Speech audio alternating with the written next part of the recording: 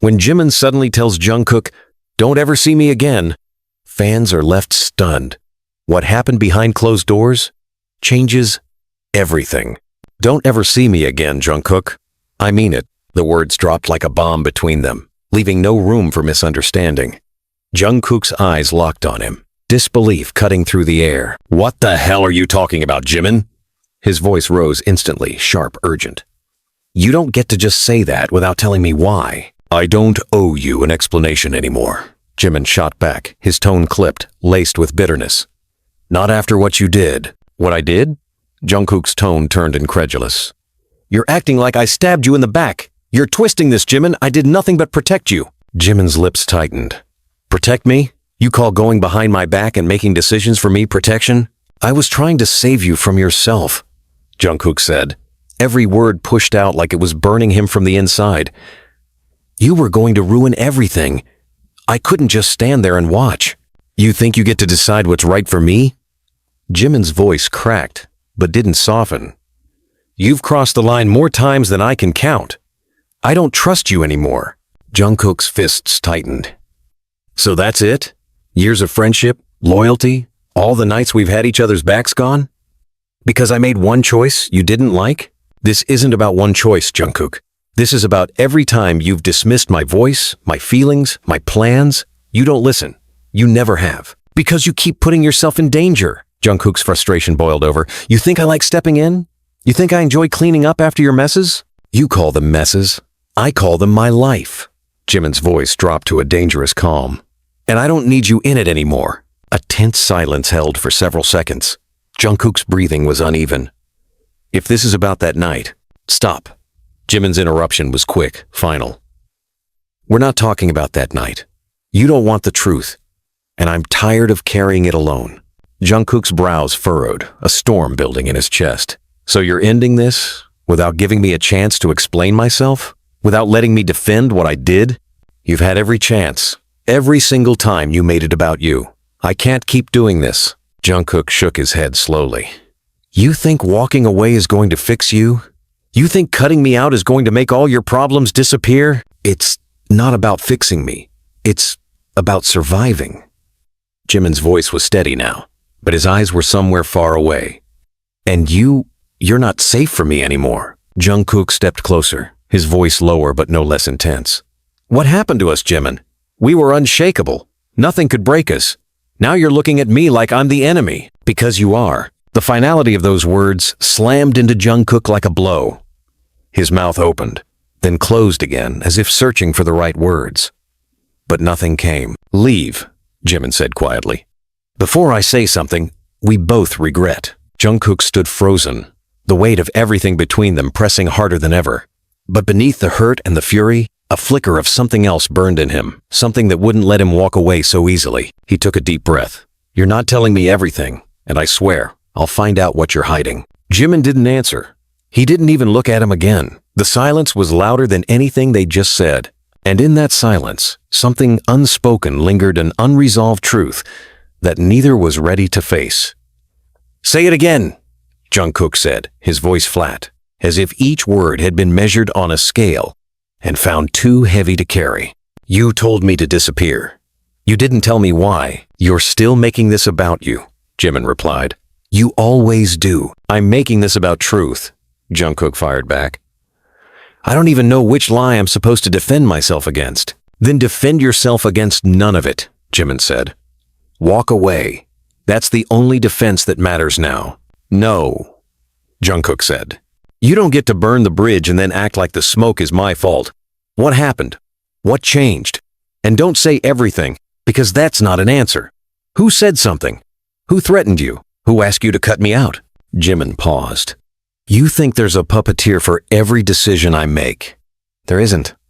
I asked you to leave because I don't like who I am when you're near me." "That's not the truth," Jungkook said. "That's a shield." "It's the best I can do," Jimin replied. "You want a confession? Fine. I don't trust you to choose me when it costs you." "That's a lie," Jungkook said. "Every choice I've made for you has cost me, and you've made them without me," Jimin said. "That's the part you never learn." "Then teach me," Jungkook said. "Don't exile me." "You want a class on betrayal?" Jimin asked. bitter and tired in equal measure. Start with listening, then talk, Jungkook said. Right now. Do you remember the investor dinner? Jimin asked. 2 months ago. Of course, Jungkook said. You didn't show. I covered for you. You covered the story, Jimin said. You didn't cover me. You told them I was sick. You told them I was unreliable. You framed me as a risk they shouldn't bet on. I framed the schedule, Jungkook said. I framed the situation. I kept heat off you. You rerouted it toward me, Jimin said. You made them think I was the weak link. I chose the lesser fire, Jungkook said. If I said the real reason you weren't there, they would have buried you. So you lied, Jimin said. I protected you, Jungkook replied. Say it correctly. I didn't ask for protection, Jimin said. I asked for partnership. Then answer this, Jungkook said. Why weren't you there? I won't give you that, Jimin answered. Not on your terms. Whose terms then? Jungkook said. Because we're always playing on someone's field. Yours, mine, the company's. The public's. Pick one. I'm done playing, Jimin said. That's the point. You're not done, Jungkook said. You're cornered. You love calling it that, Jimin replied. It makes you feel like a rescuer. I hate it, Jungkook said. I hate walking into rooms where people pretend to like us while they count the ways to profit if we break.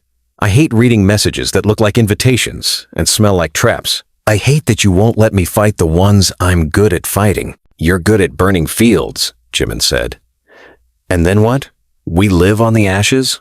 I'm good at taking a punch in public so you can keep breathing in private, Jungkook said. And I keep doing it, even when you call it arrogance. Because it is, Jimin said. You appoint yourself savior, and then you rewrite my life to fit your mission. My mission, Jungkook repeated, as if testing the phrase for poison. Then tell me yours. Say it out loud. Tell me what you're trying to protect that's worth cutting me out. Silence stretched, taut as wire. I'm protecting the one thing left that isn't negotiable, Jimin said at last. My ability to choose how I am seen and by whom. You chose me, Jungkook said. You chose me long before tonight. I did, Jimin said, voice thinning. And then I watched you choose for me. Again and again. Even when I asked you not to. Give me one example that isn't the investor dinner, Jungkook said. Give me something that isn't a strategic half-truth. The podcast, Jimin said. You knew they'd press me about rumors. You knew they wanted me to either deny or confess something I wasn't ready to define. And you told them to ask anyway, because you believed I could handle it. I told them to ask because they were going to do it with or without permission, Jungkook said. I wanted control over the angle. And I wanted control over the boundary, Jimin said. But you love control too much to leave any for me. Say what you're really afraid of, Jungkook said.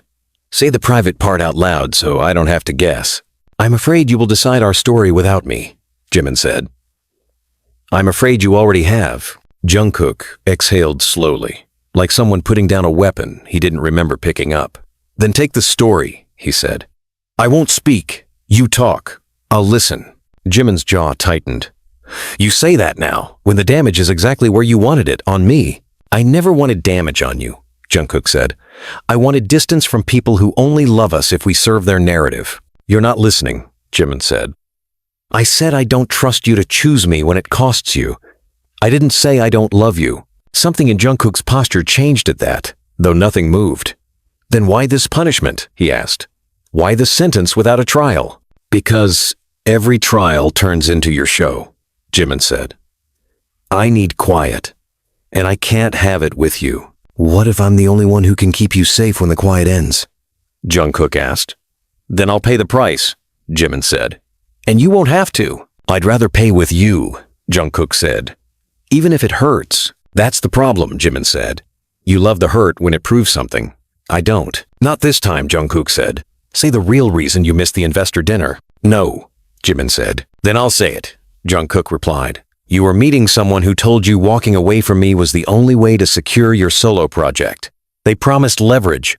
They hinted at files, screenshots, records ready to go public if you didn't comply. That's why you ghosted. That's why you came home poisoned. Not because I chose for you, but because someone else did. Jimin stared at him. You think you're the only one who can put pieces together. I know how threats are worded, Jungkook said. I know how fear rearranges a person. You started answering in monosyllables. You started apologizing for things no one asked you to own. You started saying you were tired, like it was a destination and not a condition. You didn't stop to consider I might actually be tired, Jimin said. I did, Jungkook said quietly. But I also considered that you love this too much, to abandon a dinner that could secure what you've been building for years. You don't abandon, unless someone brings out a heavier hammer. This is exactly why I can't do this with you, Jimin said. You turn everything into a pattern and then name yourself the solver. Maybe I just chose not to go. Then why did you meet the PR head the next morning? Jungkook asked. Why did a new crisis plan show up in my inbox with language that sounds like a gag order wrapped in friendship? Why did your statement draft remove my name from every sentence where it used to belong? You read my drafts, Jimin said, stunned and angry. They sent them to me, Jungkook replied. Not because I asked, because they knew I'd recognize the signatures. They wanted me complicit or silent, and you chose neither, Jimin said. I chose you, Jungkook said. And I'll choose you again in 5 minutes if you don't make me choose an empty room. I told you to leave, Jimin said. You're still here because the person who told you to cut me off doesn't get the last word, Jungkook said. You do. I already gave it, Jimin said. Don't ever see me again. Then this is me not seeing you, Jungkook said, voice raw. This is me talking to the part of you that still knows how to call me when you're scared. The part that wrote me a message 3 nights ago and never pressed send. Jimin flinched, as if the air had changed temperature. You saw that? I didn't need to, Jungkook said. I know your patterns. When you want to push me away, you draft a goodbye and leave it unnamed. When you want me to push back, you start fights that are too clean to be about the surface. Stop mapping me, Jimin said. I'm not a lesson. You're my life, Jungkook said. That's the thing you keep trying to unlearn. And you're mine, Jimin said, almost whispering. That's the problem. I can't tell where I end and you begin when we're fighting. And I don't want my work, my choices, my future to be an echo of your intentions. Then teach me the boundary and I'll guard it, Jungkook said. You'll guard it until it costs you again, Jimin replied. Then you'll decide the guard is optional. Test me, Jungkook said. I did, Jimin said. The investor dinner was the test. The podcast was the test. The day I asked you not to meet that producer who kept baiting you with numbers was the test. I canceled the second meeting, Jungkook said. After you secured leverage? Jimin replied. After you walked into a room where I wasn't invited, named both of us, and made promises I didn't consent to. Tactical promises, Jungkook said. I would have broken them if you asked.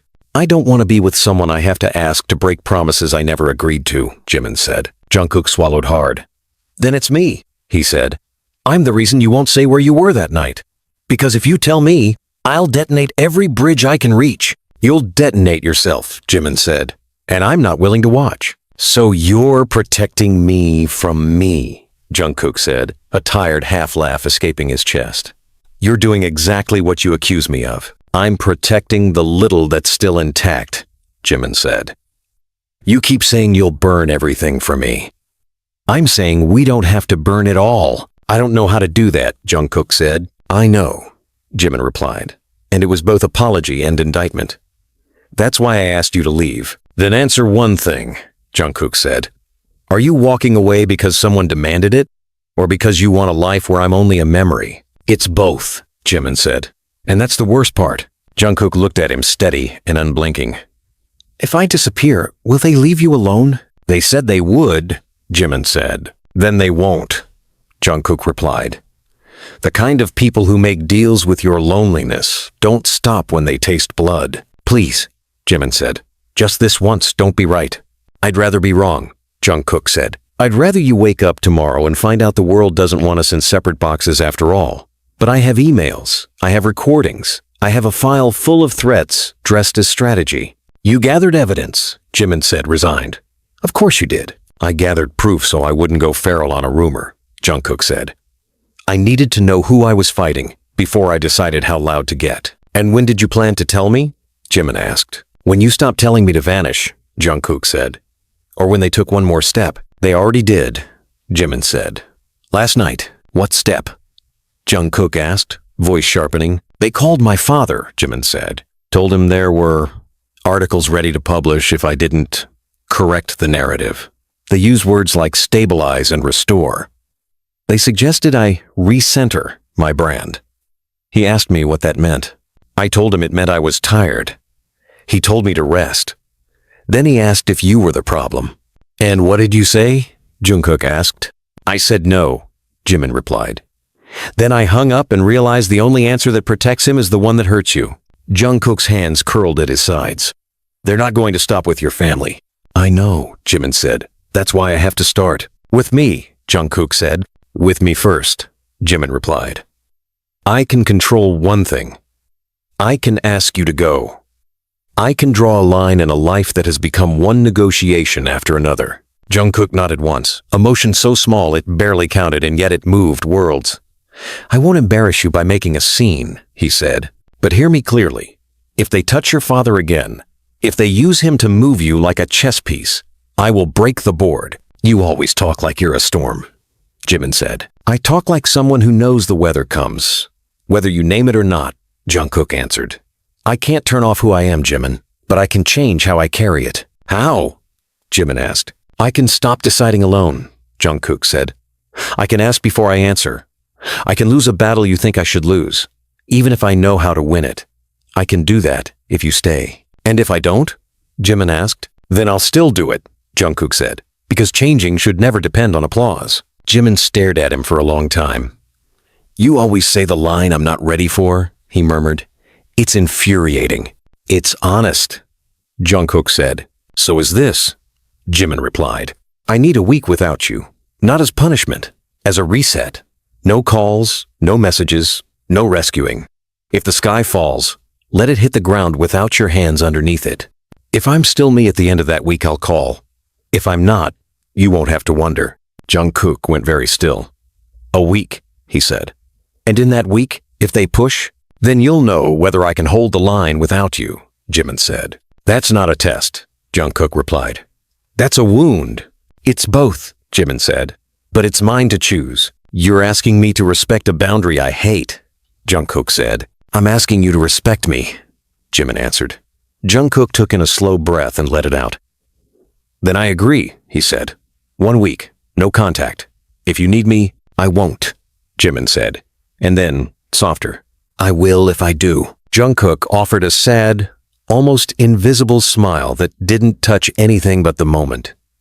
You'll call, he said, as if making a promise to a future that might not come. And when you do, I'll answer the way you ask me to. And if I don't call, Jimin asked, then I'll carry the silence without making it your fault, Jungkook said. Thank you, Jimin replied. For what? Jungkook asked. For letting me be the one who draws the line, Jimin said. For once. Jungkook nodded again. The agreement settled like a signed page. I'll clean up what I can, he said, quietly. No fireworks, no speeches. If I need to choose between winning and keeping your trust, I'll lose loudly in private. You don't have to lose, Jimin said. You just have to stop winning alone. Noted, Jungkook said. I'll go now. He turned to leave and hesitated. One last thing, he said without turning back. Whatever they promised you, it's counterfeit. The real thing doesn't ask you to amputate love to prove its quality. I know, Jimin said. That's why this is a pause, not an amputation. Jungkook nodded once more, a final seal, and stepped away. As the door clicked shut behind him, Jimin leaned into the quiet he had demanded and found, to his surprise, that it wasn't empty. It was crowded with everything they had said, and all the things still hanging between sentences. He picked up his phone, scrolled through messages he wouldn't send, opened the draft he'd never finished, and changed nothing. He set the phone down. He stared at the ceiling. He listened to his own breathing and tried to hear a future in it. Across town, Jungkook sat at his desk and opened the folder he had promised not to weaponize. He read the emails again, looking for something he had missed the first 100 times. He found a single line that meant nothing until tonight. We believe a reframed narrative would stabilize both brands. It was followed by a bullet point list, without bullets, a string of plain sentences that were somehow colder than threats. He closed the file. He opened a blank page and typed, I won't respond. I won't expose. I won't win alone. He saved the document with a name only he would understand. Morning arrived like an appointment they hadn't agreed to. Jimin checked his schedule and removed 2 meetings, then added one labeled rest. He sent a short note to his team that said, "I'm not taking questions today." And then he kept his word. Jungkook answered 3 calls he didn't want and rejected 5 he could have exploited. He said, "No comment," and "We're not discussing personal matters," and "We value privacy," and he meant them. He practiced losing small, privately, in ways that looked like nothing to anyone outside the room. By evening, the first leak appeared. A vague paragraph in a gossip column hinting at creative differences and strategic disengagement. It named no one.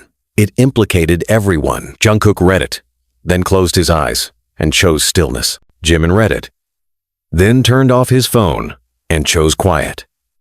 Both choices felt like standing in the middle of a question with no punctuation. On the second day, a call slipped past Jimin's new gate. It was his father. "They called again," he said. "They asked me if the rumors are true. I told them my son doesn't answer to whispers." Jimin thanked him. After they hung up, he nearly broke the rule and called Jungkook. He didn't. He wrote, "I wanted to call," on a sticky note and folded it into a square as if it could hold back an ocean. On the third day, Jungkook's manager asked if they should send a lawyer's letter. "No," Jungkook said. "Not yet." The manager looked surprised, but didn't push. Later, Jungkook drafted a letter anyway and didn't send it. He practiced restraint like it was a new instrument he wasn't sure he could tune. On the 4th day, Jimin met with the PR head, who had become the messenger for someone else's will. "I'm revising my statement," Jimin said. "I'm not correcting any narrative. I'm clarifying my boundaries." The PR head smiled, a careful smile, and said, "Of course." Jimin kept his gaze steady. "Remove every sentence that implies my life is a product," he said. "Leave only the ones that imply I am a person." The PR head said, "That's very brave." And Jimin said, "It's very normal." And the conversation ended without either of them raising their voices. Afterward, Jimin sat in an empty room and felt the aftershock of using his own language in a world that preferred him scripted. On the 5th day, a second leak tried to name names without committing to the truth. It failed in a way that people would forget next week, but it left fingerprints on the day. Jungkook received 3 messages from people who wanted to help manage the narrative. He said no 3 times, then opened the folder again and deleted a paragraph he had written in anger. He replaced it with a sentence he had learned from Jimin years ago. "A boundary is not a barricade. It's a path." On the 6th day, Jimin rehearsed alone. He sang the parts that made him feel like a person and not a headline. Between songs, he talked to the quiet the way he used to talk to Jungkook when the world was too loud. He said, "I'm scared." And then, "I'm less scared than I was." And then, "I think I miss you." And then, "I know I do." He put the phone in another room and pretended that would make the ache easier. It didn't. He let it be what it was. On the 7th day, the rule ended. At noon, the phone lay between them like a coin neither could decide to flip. Jungkook stared at his screen and didn't type. Jimin stared at his and did. "Are you there?" he wrote. "Yes," Jungkook replied. "Did you keep your promise?" Jimin asked. "I did," Jungkook wrote. "I changed some others." "What changed?" Jimin asked. "I stopped choosing alone," Jungkook replied. Even when it would have been faster, Jimin typed and erased, then sent, "I want to meet." "Where?" Jungkook asked. "Somewhere ordinary," Jimin wrote. "Somewhere we aren't a symbol or a rumor. Just us." "Okay," Jungkook replied. "I know a place like that." "I don't want a spectacle," Jimin wrote. "You'll get a conversation," Jungkook said. "No more, no less. I need 2 things," Jimin wrote. "First, that you listen entirely before you respond. Second, that we decide jointly what happens next, even if what we decide is to end it." "You'll have both," Jungkook replied. "Then one more thing," Jimin wrote, and paused long enough to make it count. "If we choose each other, we choose boundaries too. Then we choose both," Jungkook wrote. They arrived separately, and the air between them was unfamiliar but not hostile. Jimin spoke first. "I didn't miss the investor dinner because I was careless. I missed it because someone offered me freedom at a price I wasn't willing to pay publicly. The price was you, they told me. Distance is maturity." They dressed it up in words like legacy and longevity. I believed it for a second, And then I hated myself for how easy it was to believe. Jungkook didn't interrupt. He let the confession land and waited for the rest. I thought if I cut you off before they forced me to, I could keep the last piece of me that still chooses, Jimin continued. I thought if I hurt you quickly, it would hurt less. It didn't. It just felt like I became the thing I've always feared, someone who trades love for stability. Jungkook spoke carefully. You don't owe me an apology for being scared. You don't owe me an apology for wanting to survive. You owe me a seat at the table where decisions about us are made. That's it. I know, Jimin said. And I'm sorry. Not because you need me to be, because I need me to be. I'm sorry too, Jungkook said. Not for protecting you. For deciding that protecting you required me to be the only one holding the map. Jimin nodded. Then here's my map. I want us. I want work that doesn't feel like a war. I want to stop feeding the machine that keeps asking us to prove we belong by bleeding in public. Then we change the rules, Jungkook said. Together. We can't control everything, Jimin said. We don't need to, Jungkook replied. We just need to control us. They sat with that for a moment, letting it become true in their mouths before they asked it to be true in the world. Jimin leaned forward. There's one more thing. I met the person who's been pulling the strings. I didn't tell you because I was ashamed of how small I felt. I'm telling you now because I refuse to be small anymore. Tell me their name, Jungkook said. Jimin did. Jungkook took it in like a task and an answer. We won't retaliate, he said. We'll restructure. Meaning? Jimin asked. We'll write our own statement, Jungkook said. Not a denial. Not a confession. A declaration of how we work. What we won't do. What we won't sell. What we are to each other is ours. What we are to the world is what we choose to show. And if they hit back? Jimin asked. We won't flinch, Jungkook said. But we won't theatrically endure either. We'll be boring in ways that starve them. We'll be loud only where it matters. On stage, in rooms where we make art, in conversations where we're people and not products. Jimin breathed in, then out, steady. I can live with that, he said. More than live. I can grow with that. Then say it with me, Jungkook said. No choosing alone. No choosing alone, Jimin repeated. And if we fail, Jungkook said, we fail together. And we fix it together. Together, Jimin echoed. They stood. No dramatic finale. No public vow. No sudden miracle turning the world into a softer place. Just two people agreeing to be the authors of their own story, even if the rest of the world insisted on writing footnotes in the margins. Later that night, Jimin sent a message to his father. I'm okay. I'm choosing carefully. He meant it. Jungkook opened the folder one last time and deleted the recordings he knew he would never use. He didn't need them anymore. He needed something simpler and harder. Trust that could survive the parts of them that loved winning too much and the parts that loved hiding too well. In the days that followed, the noise didn't vanish, but it faded. The gossip columns found a new toy. The calls slowed.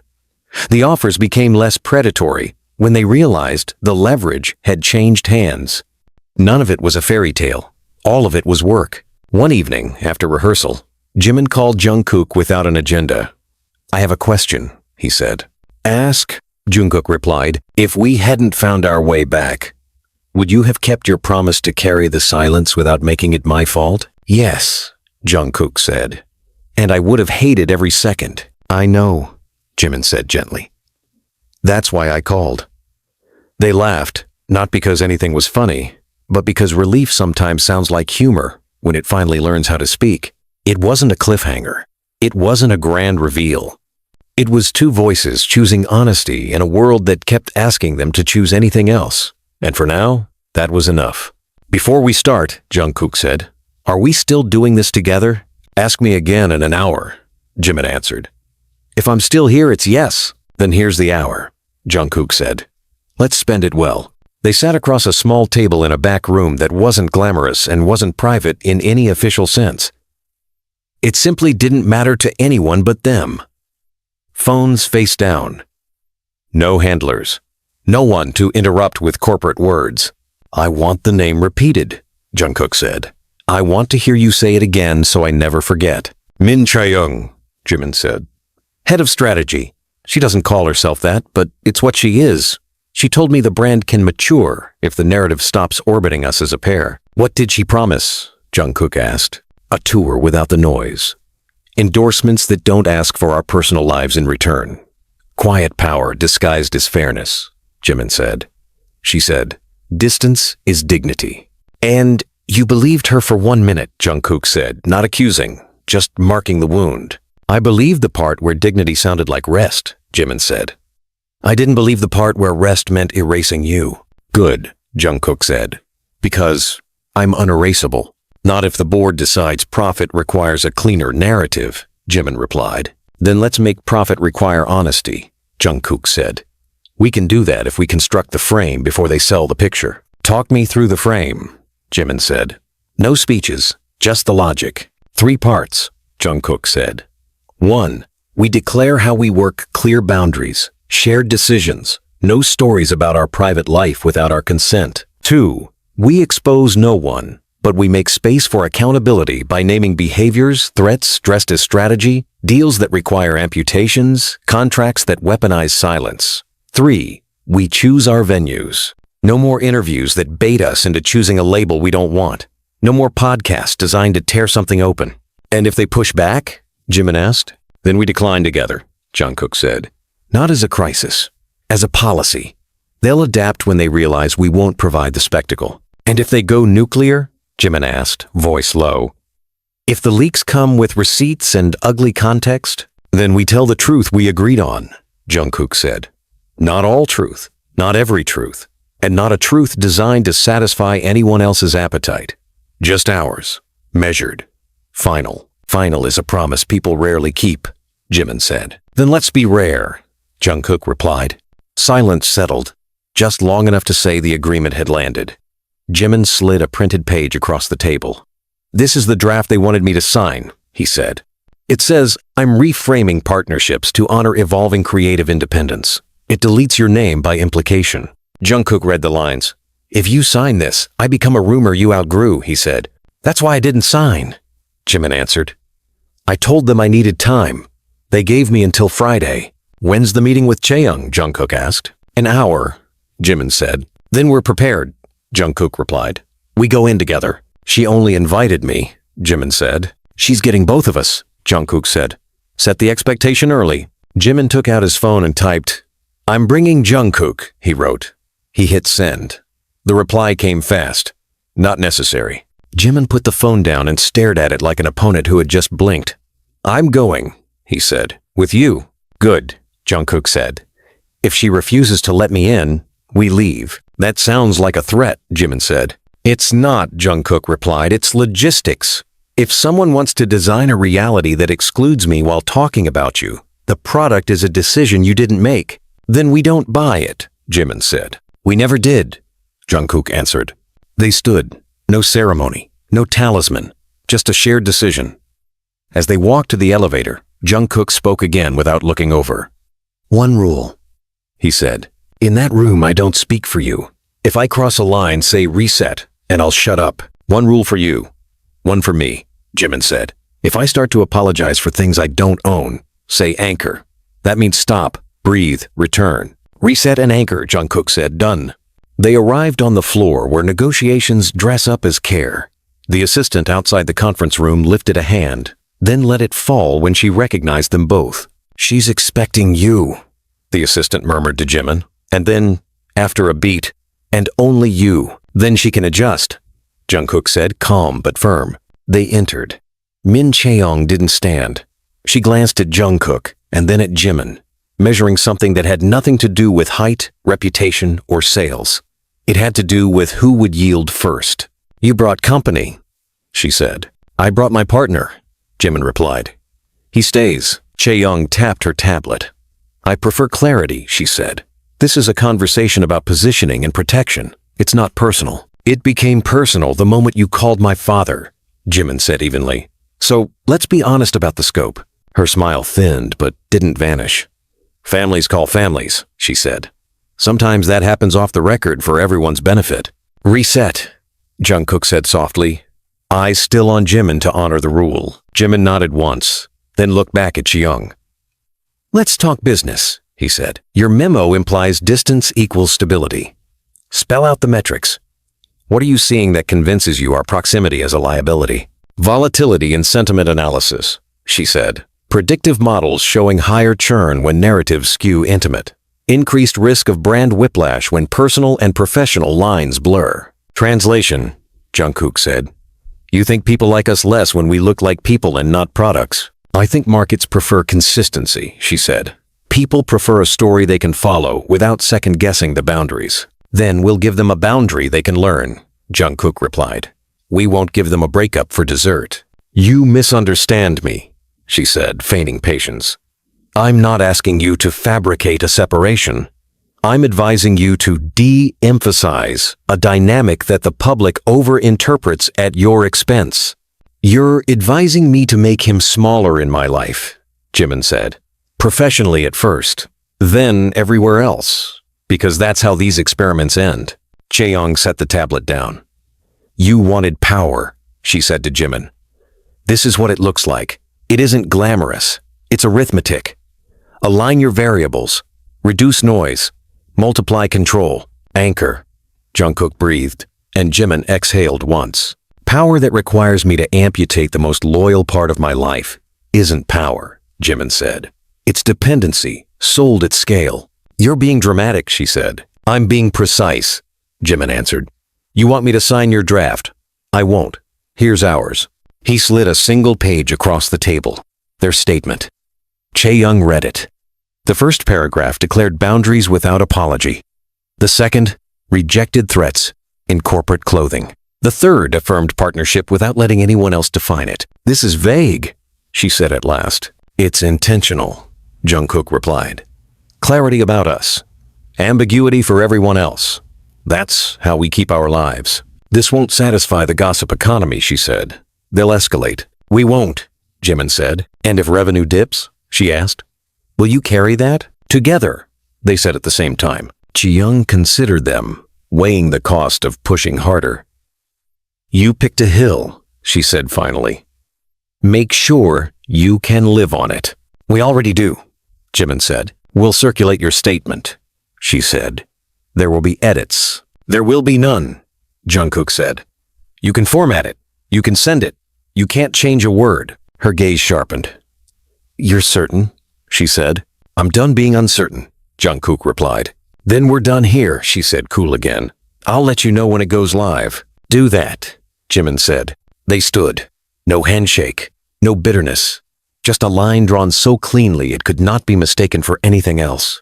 The door shut behind them. They barely made it to the elevator before a message hit both their phones at once. You seeing this? Jungkook asked. I am, Jimin said. A link. A headline. Leaked audio suggests Jimin calls Jungkook a liability in private. No source named, only a heavily edited clip where Jimin's voice, familiar, unmistakable, said, he's a liability, and then another cut. I can't trust him to choose me when it costs him. It sounded like a knife someone else was wielding. This is a stitch, Jungkook said. They took two lines and fused them. They took two truths and turned them into a weapon, Jimin said, feeling the ground shift. What do you want to do? Jungkook asked. Nothing, Jimin said quickly. Not yet. Say anchor, Jungkook said. Anchor, Jimin answered, steadying. Call the PR head. Tell him we're not responding. Our statement stands. You call him, Jungkook said. It matters coming from you, Jimin dialed. We're not feeding this, he said when the PR head picked up. Our statement goes out today. No rebuttals. If anyone asks, we say, no comment on selective edits. That's it. Are you sure? The PR head asked. It's already trending. I'm sure, Jimin said. We don't let a fabricated storm define our weather. He hung up and looked at Jungkook. Do you trust me? He asked. I do, Jungkook said. Even when it costs me. Good, Jimin said. Because it's about to. Within an hour, the clip had generated 1,000 interpretations, masquerading as facts. A producer texted Jungkook, promising a sympathetic segment if he would share his side of the betrayal. Jungkook replied with a single sentence. There is no betrayal. Then he blocked the number. Jimin's father called again. Should I ignore this? He asked. Please do, Jimin said, softer than before.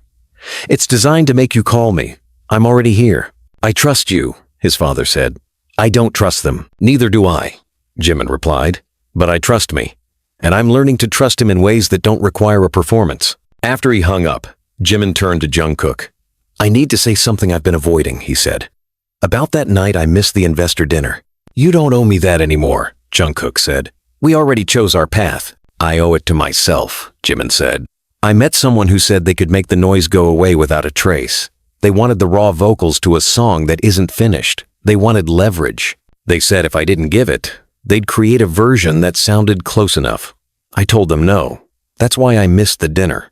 Not because I was weak, not because I was reckless, but because I was refusing a theft in progress. You fought alone, Jungkook said, absorbing the pain of that sentence. I did, Jimin said. I thought it was my test to pass without dragging you into it. I was wrong. I should have called. I should have said,